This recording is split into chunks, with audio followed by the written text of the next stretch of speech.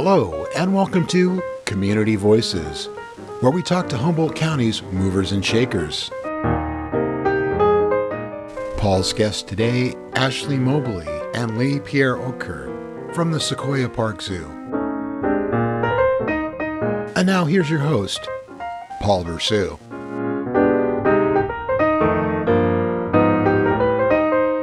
Hello and welcome to Access Humboldt's Community Voices. I'm your host, Paul Bressoud. Today we're going to the zoo, or at least the Zoo Foundation, as we talk to Leigh Pierre-Oetker, the executive of the Sequoia Park Zoo Foundation, and Ashley Mobley, the director of marketing and events, which must be a challenging job during this time. And so we'll get started here.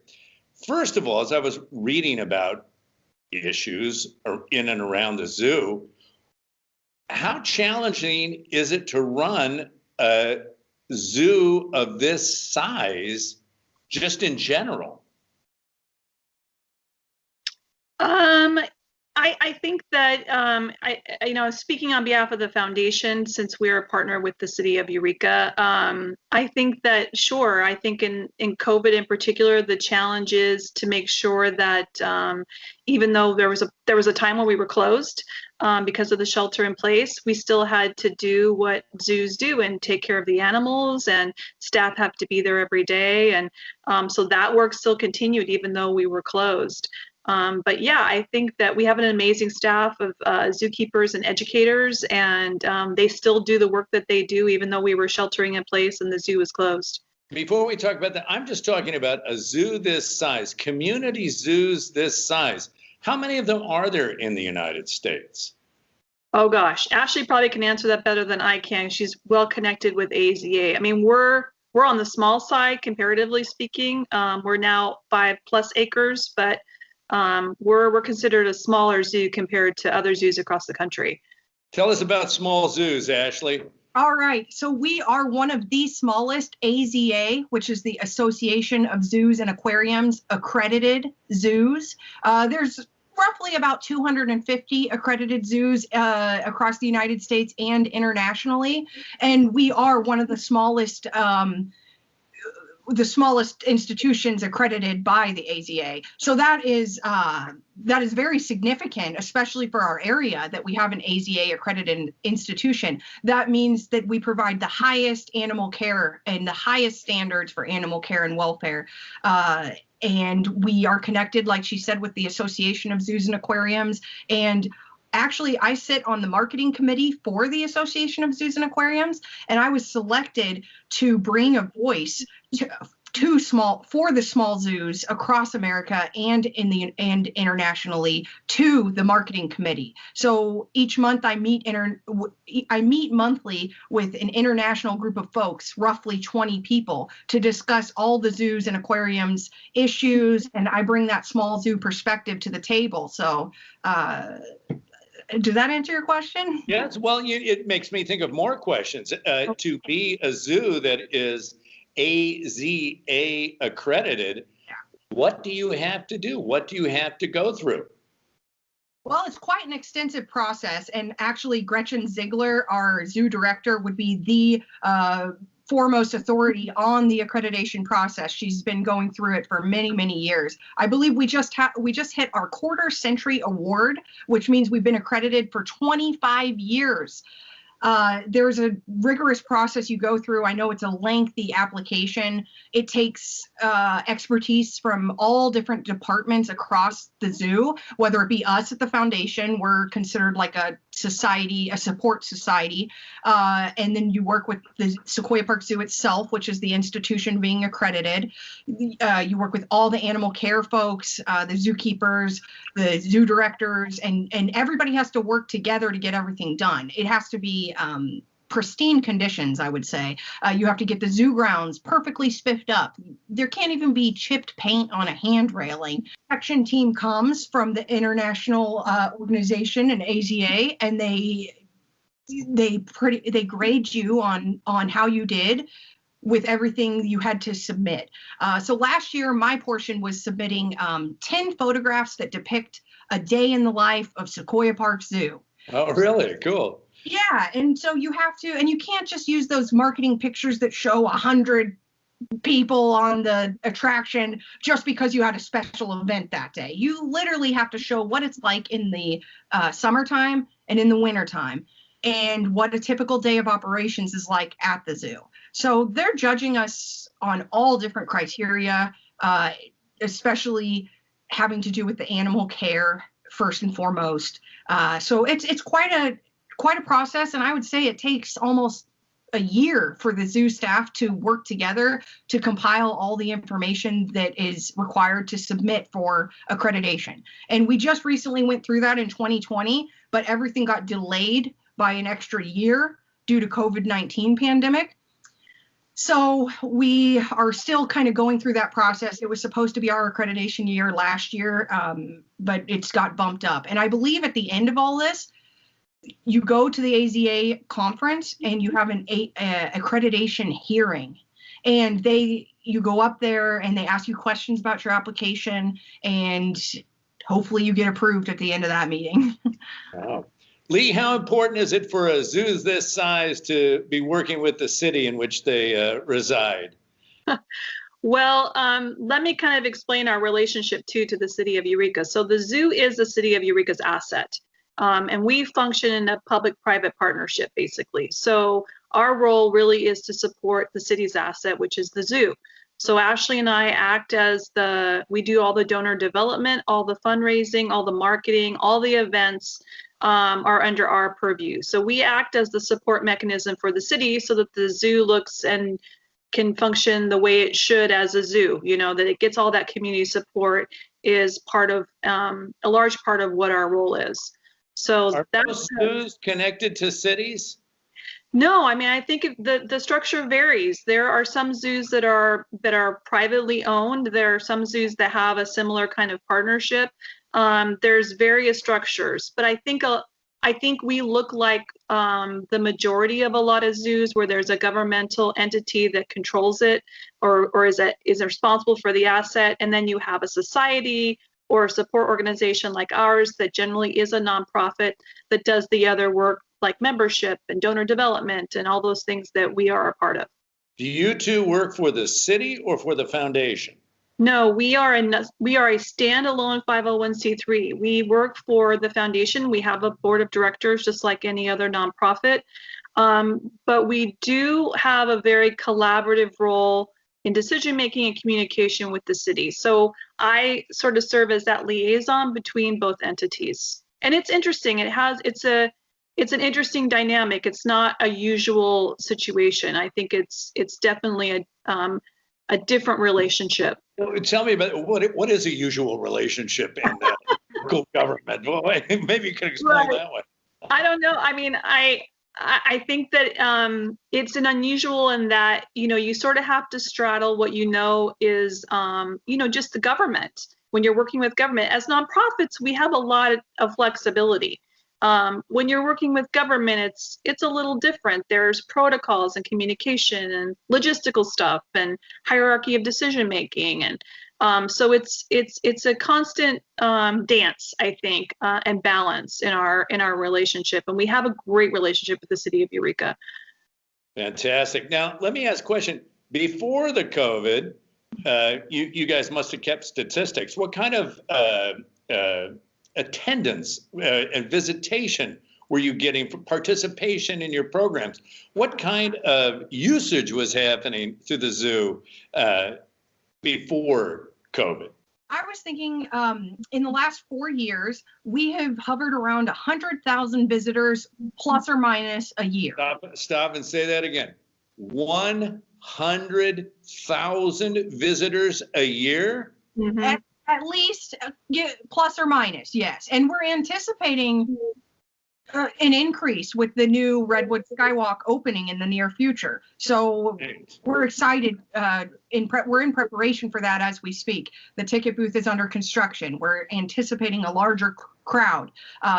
So yeah, do you find 100,000 visitors remarkable or not very? I find 100,000 visitors in a county of under 200,000 population in a city of under 40,000 population extraordinary? Yes, I do. Wow. Yeah. Thank I you. Yeah. do. I think that that's a lot of people. Yeah. And I think that when you're talking about an asset, think about it. An asset of a location where 100,000 people are going to go through. I think that's extraordinary. That being said, that's not happening right now. What Right. kind of changes in order to let people have access to the zoo have you made during this time of COVID, or has it just been closed?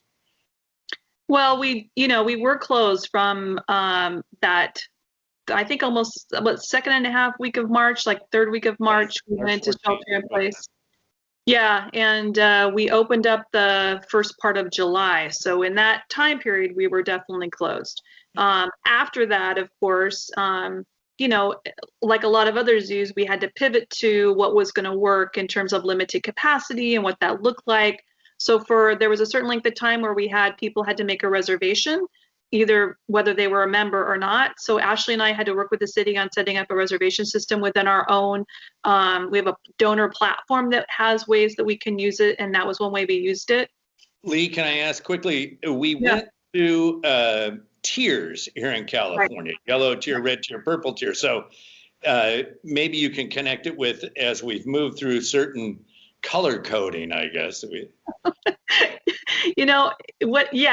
would say that once I don't remember the colored tier, Ashley might, but we had to be limited in our capacity. So that was like whatever that capacity was. It's hard for me to try to remember all of this now, only because it keeps shifting on us. But Right. yeah, so we had a limited capacity. We can only allow so many people into the zoo, which is part of the reason why we had this reservation system. We had to have a cap. So we started out with people could come in for a certain window of time, and then we'd monitor those numbers, and our ticket booth people would know. And so that's how we managed in the first couple months. But that kind of loosened up a little bit with winter. It's winter time, and Ashley will attest to this.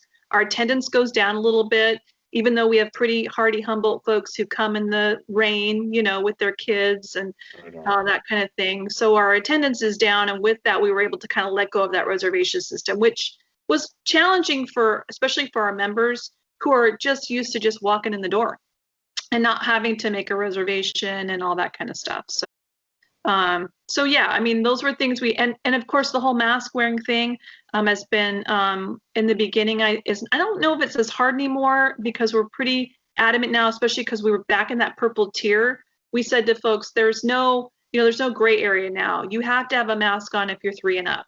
And because we know, we just saw in San Diego, a couple of their gorillas now have COVID. I was going to ask about that. Yeah. So what we found was, and this was interesting, was that while some people, the idea of wearing a mask to protect their fellow man was not as incentivizing as wearing a mask to protect the red pandas and our otters and our spider monkeys.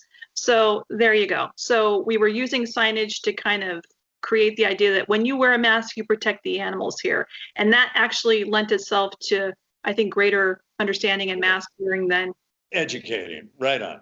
Right. So yeah, we've done all those things in order to deal with COVID. What about as COVID has gone on and parents have become homeschool teachers?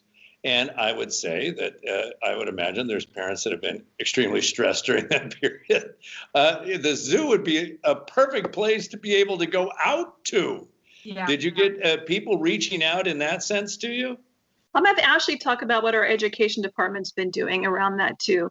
Yeah, I was going to say starting with the closure in March 17th to around early July, our social media presence and our online presence is extremely amplified. We have, and we did that by design too, Ashley, didn't we? Did that by design. We did, yes. We've been taking careful steps and careful calculated steps, especially within our marketing department. Of course, as the budgets shift due to COVID-19 constraints and such, you had to work to utilize what you could marketing wise. So we have amplified our social media presence, our digital presence, our website presence. We're constantly working on the back end of the website to make it more current, to make it more user friendly, to make it more easy for the parent who's looking for information to find for their curriculum. And the education department has been instrumental in producing the video content in order to share and educate the public, although they're not on grounds. So we're working, and it's all kind of still in development. The education team is doing certain aspects of this process. They're working on a Google Classroom. They're working on an area where teachers can bring an entire class of kids, and then they can basically give them a zoo tour online.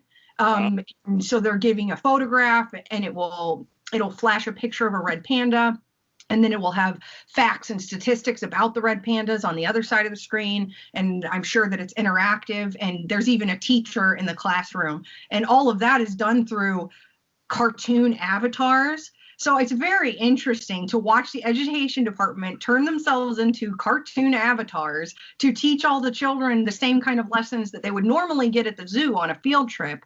Not to mention that they've also done virtual field trips. They've been doing them all across the United States. So if anybody would like to contact the education department about a virtual field trip, I'm sure we could arrange that for them. So we're really trying to bring the zoo to you. Yeah. How do you go about planning which animals that you want in the zoo? That's a question for Gretchen, our director. Yeah, that's kind of out of our wheelhouse, Paul. Now, okay, so here's part of it, though, that I was going to follow up on that could be in your wheelhouse. And Ashley, this could be you. Red pandas. Okay, so the zoo obtains red pandas.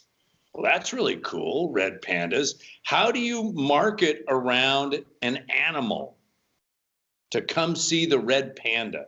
Well, I mean, I would say it sells itself. I mean, having a red panda is a very unique thing.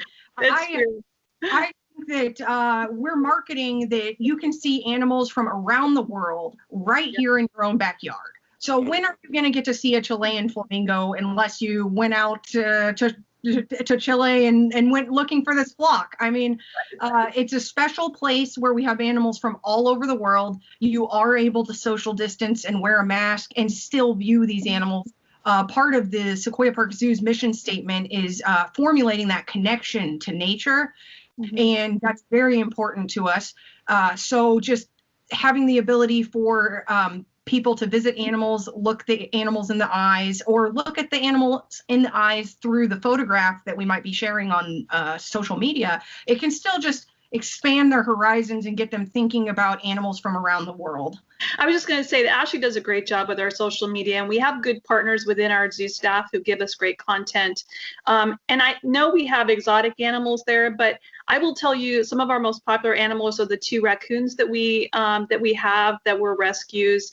We have guinea pigs now, and I don't know if you saw, Ashley posted a video that our zoo education staff made of guinea pigs going on their own little skywalk, and it went viral last week. Yeah. So yeah, we have red pandas and we have otters, and they're beloved in our zoo as our flamingo flock is.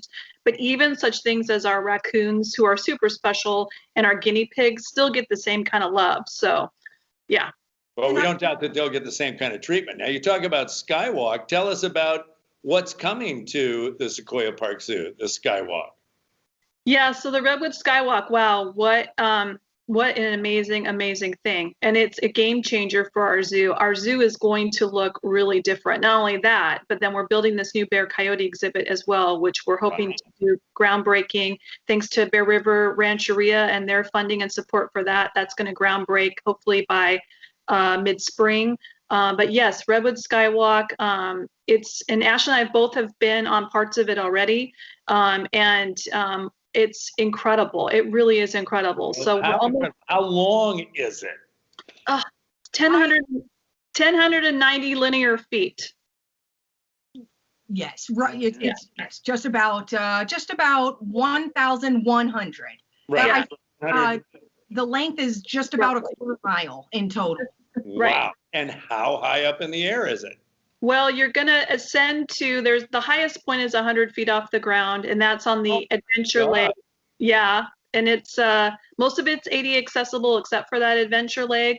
And there's some catenary bridges in there that give it a little more sway on parts of it, so it feels like you're in, I guess, an adventure experience, not in the canopy, but very high up above the forest floor.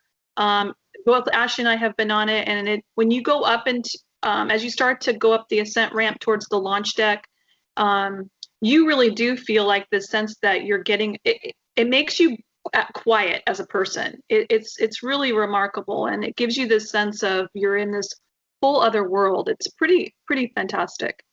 Well, let me ask, are you going to have exhibits of any kind up, like, I don't get an opportunity to go 100 feet in the air in a redwood forest. Are there things that I'm going to see at 100 feet in the air that I might not see from the ground? I think so. We worked really hard on interpretive planning and signage for folks to read along the way, so they get a sense of what they might be able to see in terms of foliage or animals that live in the canopy itself. So people will get a sense of what they can look out for in terms of the interpretation that's going to happen. But certainly, I think we've talked about some of the climbers who've gone up and done assessments and what they have found. There's flying squirrels in Sequoia Park, right? Didn't we talk about? Yes. Yeah. So the flying squirrels in Sequoia Park. Yeah. We just had a conservation lecture which covered this. I believe that the Conservation Advisory Committee actually provided a grant for the speaker for the Humboldt Flying Squirrels initiative, and they did kind of like a survey in the Sequoia Park just behind the zoo, kind of right up where the Redwood Skywalk, will be, and I'm sorry, I got distracted by the messaging. But a fun story is, on one of my first days of work at the Sequoia Park Zoo in 2017, I was walking just in front of the red panda exhibit, and sure enough, a flying squirrel jumped from one tree of the red panda exhibit over across the path onto another tree, and I was astonished. So when I saw the talk in the end of 2020 that confirmed the fact that I did see a Humboldt flying squirrel in the Sequoia Park Zoo trees and just in the forest behind, that's just an extremely special thing. So, well, this makes it all the more better. So then the question is, when does the Skywalk open, even with the period of time that we're in? What do you think? We're hoping to have it open to the general public sometime in February. Given COVID, we're hoping. So I'm trying not to put a set date, but just know that that's our hope as general public in February. We're still dealing with, it's getting pretty much done. We just have occupancy stuff to figure out. We've got to figure out staff safety and all of those other things, and working with local fire district to figure out if they need to rescue someone, how they do that. So there's still a number of things we need to figure out, but hopefully February, general public. And then let's end by getting the contact information so that people can find out what's going on. So Ashley and I, we really revamped the website. We really encourage people to go to our website at sequoiaparkzoo.net. Okay. And also, you can stay tuned to our 3 social media channels on Facebook, Instagram, and Twitter, and then the website. So if you check any one of those 4 channels, you will get the latest announcements as to the opening of the Redwood Skywalk. And sign up for our weekly e-chatter newsletter too. We have an email newsletter every week. There you go. I'm not the biggest fan of heights, but I want to see a Humboldt flying squirrel. So I guess I'm going to have to go ahead and be brave on that day. Thank you both so much for joining us. Leigh Pierre-Oetker, the Executive Director of the Sequoia Park Zoo Foundation. Ashley Mobley, I love your Grateful Dead tapestry in the back. You guys have a great day, and we'll see you at the zoo. This is Paul Bressoud for Access Humboldt saying goodbye. Thank you. Thank you. This has been Community Voices. with your host, Paul Bressoud. Thank you for joining us.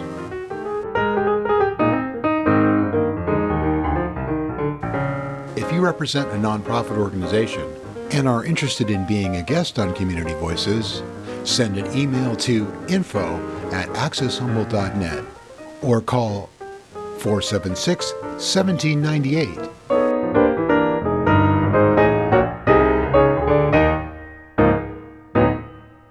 Access Humboldt, local voices through community media.